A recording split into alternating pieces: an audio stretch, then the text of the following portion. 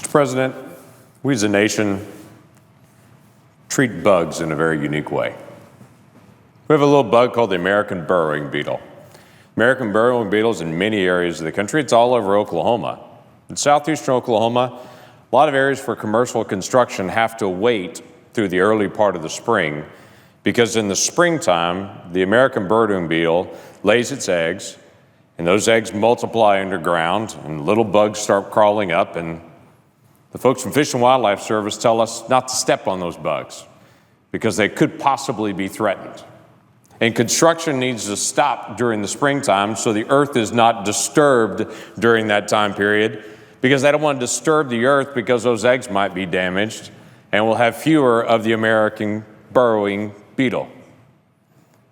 Now, I bring that up not because I'm so enamored with that bug, but I bring that up because our nation has a history of protecting life wherever it may be, whether it's a burrowing beetle in southeastern Oklahoma or whether it's a child. And for some strange reason in this room, the conversation tends to go more towards the American burrowing beetle and their eggs and protecting that bug than it is about protecting children. So I bring up today something that I really don't think should be that controversial. What are we going to do with children who can feel and experience pain? Would we as a nation guard children? And that would be a pretty straightforward thing, I would say. In 1973, the Supreme Court of the United States struggled with how to be able to define life. And this whole conversation that the Supreme Court had in a closed door as they struggled with the decision we now know as Roe v. Wade. And in January of 1973, after struggling behind closed doors, the Supreme Court came out with a decision that was brand new to American law, coming from actually common law, that is viability. What used to be in the past in common law where they would discuss quickening, when a child could kick and move, they would now consider this child a child, worthy of protection. They asked the question, when is it possible for a fetus to be alive? And in January of 1973, they said they would have to leave that up to medical technology of when that child would be viable. Bring that up to fast forward to today. Let's talk about when that child is considered viable. Let's talk about what happens now. We know at 20 weeks, that child can respond to different stimuli. That child feels pain. That child can respond to normal things that are happening around it. I can distinctly remember for both of my daughters, for my wife and I going in at 20 weeks to be able to look at the sonogram, because 20 weeks was the first time the doctor could say with certainty whether we're going to have a boy or a girl, and we could see the health of, now that I know, my two daughters. That was a big day for us to be able to go in and see the sonogram and to know it's a girl and to be able to watch them move around in the womb, to dream about what their name would be and what they would look like. Now my one daughter is in college, one daughter is in high school, but the first time I ever laid eyes on them, they were 20 weeks old when we got a peek into their womb with a sonogram. This bill asks a simple question. This bill that deals with pain capable. This pain capable bill asks the question, is the child alive at 5 months?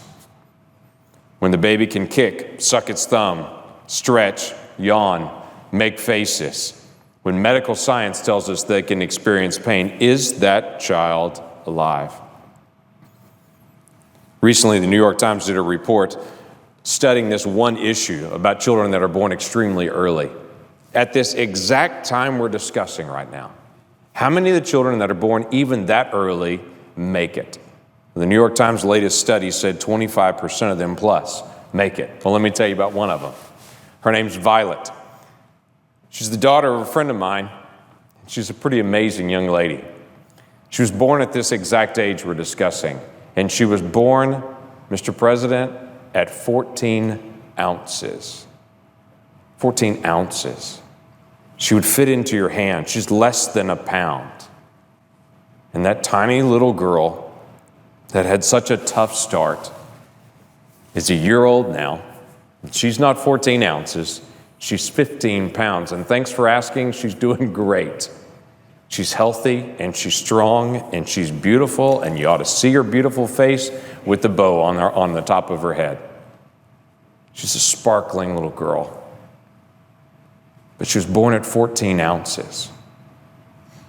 I'm asking our nation to think about this again.